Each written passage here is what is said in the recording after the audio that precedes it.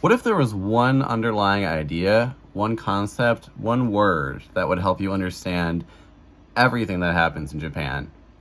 I mean, there's so many contradictions, in my opinion, about living here, right?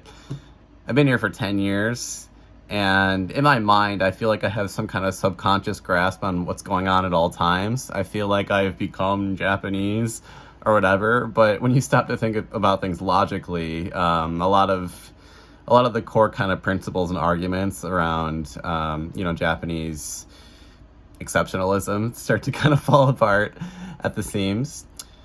But I found this book really interesting. In university, I went to Japanese university, and I was in this class where basically every week we read a different book about Japanese society, sociology, kind of where Japan fits into the world. I think that was kind of the main topic of the class. Nihon no Seika no naka no Nihon no arisama, I think, in Japanese. And one of the books that we read is this book here, Amaeru no Kozo. And I found it very interesting because the book kind of starts out with Mr. Doi talking about his experience of studying in the US and some of the kind of culture shock that he experienced studying in America. And he talks about this idea of help yourself, that like when you would go to spend time with his friends or go stay with his friend's family, that they would he'd go to dinner and they would be like, oh, help yourself. It's like, what are we having for food? Oh, help yourself, right? And he talked about this idea of how this goes against the anatomy of dependence that exists within Japan, that so much of Japanese culture is kind of built on this idea of being able to depend on people through unspoken cues, and to be able to depend on people that exist in a different, social hierarchy than you do, or a different social plane, and to kind of respect and almost kind of revere that distance that exists between you and another person. And one of the examples he gives of this is a mother and their child, or from the perspective of the child viewing their mother, that specifically, it isn't when they're a baby, it's when they're 2-3 years old and they start to have this consciousness that their mother is an independent person with their own wants, desires, and feelings. And while acknowledging that, they still have this unconditional expectation that they can rely on their mother. They have that anatomy of dependence.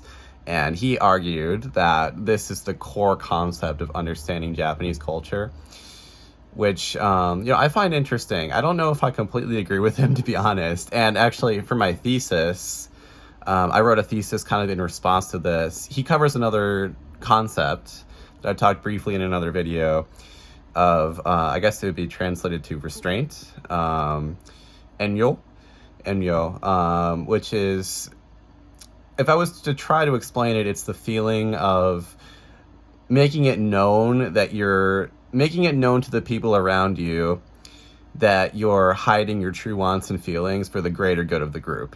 And I argued that I think that this is a more, my perspective as somebody coming from outside of Japan and kind of navigating a bunch of things within society, navigating my life within, work or in university, in that class where I was the only foreigner with 20 other Japanese people. That was always the thing that stood out to me the most, that this idea of restraint, and not just restraint, but this acknowledgement, this kind of like almost announcement that you're making a sacrifice for the group and that you're happy to do it, and that you understand that like this is kind of your place in the overall social dynamic. He talks about this in the book as well, and he says that this is kind of like this restraint exists as a way to build up relationships, to kind of persevere, or to preserve this dynamic of enyo. Restraint exists to preserve this dynamic of Amaeru, which is dependence upon other people. And I was kind of thinking about this, that I think, I think he has, I agree with this to an extent. And I do think that this is one of the biggest causes for the toxic work culture in Japan, because I think there is this idea that there isn't really a culture of firing people in Japan. It's almost this expectation, especially in the more traditional Japanese companies. And if you're in like a bigger Japanese company, they have different ways of classifying workers here. And like, in the US or whatever, we have also like contract workers or full-time permanent workers or whatever. But in Japan, like the idea of like a permanent worker is like taken to a next level, where they have different word. It's seishin. And so the idea of the seishin is that you work there forever, and it's basically impossible to get fired. And you can see this in things that are happening recently with for Bandai Namco, for example. They have, I forget the word in Japanese, but they have like these rooms that they send people to, and they basically make them like stare at the wall until they volunteer to quit.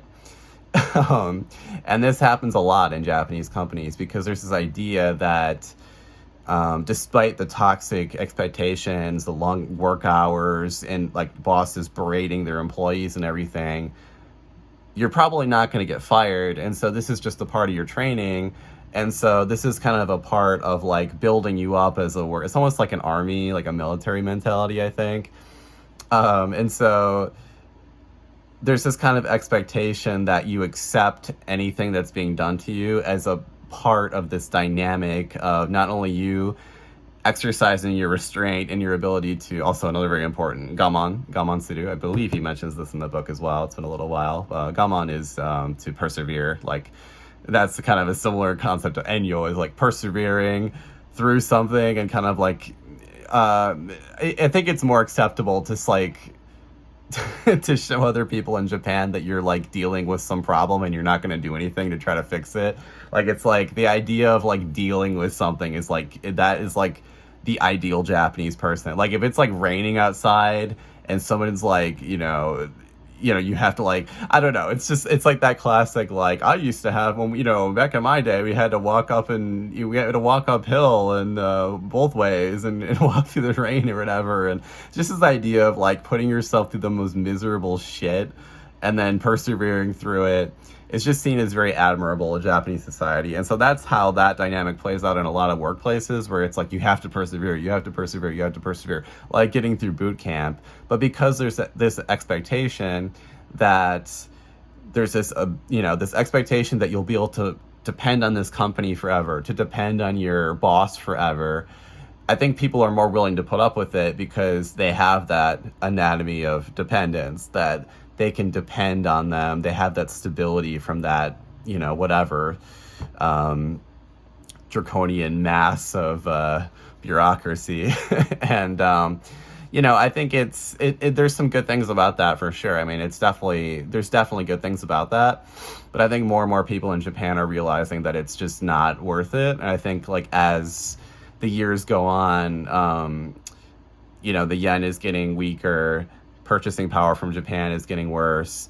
Taxes are going up. I think people are just realizing that like the low salary that you get from most positions as a seishin, it's just like, people are looking to do like more side jobs and more like gig jobs and more freelancing, because it's just like, yeah, you have the stability, but if you're only able to like put away 5,000 yen or like, $30 a month or something as savings, it's like, is it really worth it, right? And I think people are seeing more and more companies kind of go under, or like, they're worried about AI, a little bit less here than I think abroad, but it's still a thing. And that anatomy of dependence, I think, is getting kind of thrown for a loop. And I think that's going to continue to happen as the population in Japan decreases and just Japan's place in the world continues to evolve and Japan keeps globalizing. And so that, it's going to be interesting to see how that plays out. Ultimately, I think it's getting better. I think that, this insane expectations that are placed on people, I think the younger generation realizes that it's not good. And so I think it's like the original Showa, people who are like 50 and older, I think that they went through a lot when they were working in their companies, and they kind of had this attitude of like, well, now you have to deal with it. And so I think as the older generation retires, that kind of expectation to just put up with anything because, we're giving you this, you know, you can depend on us forever. Like that whole dynamic, I think, is kind of, it's going away over time. And yeah, I think things are going to keep improving in Japan. But I do think that you know, looking back at this book again and thinking about all those concepts, I do think those are kind of interconnected. All of them are connected. And like I said, I wrote about the concept of enyo, restraints, and how that plays into relationships here as well. So yeah, I think they're similar.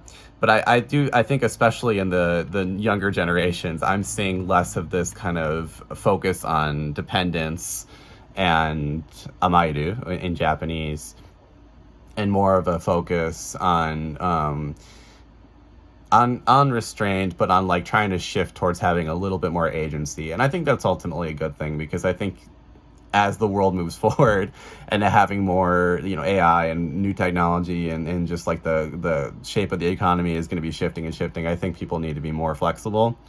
And that's probably not the strength of people in Japan, right? So yeah, it'll be interesting to see what happens moving forward. But yeah, I hope you guys found that interesting. If you are interested in these kind of like deeper topics into Japanese sociology and vocabulary and stuff that I studied in university, would you consider checking out one of these videos I made previously before?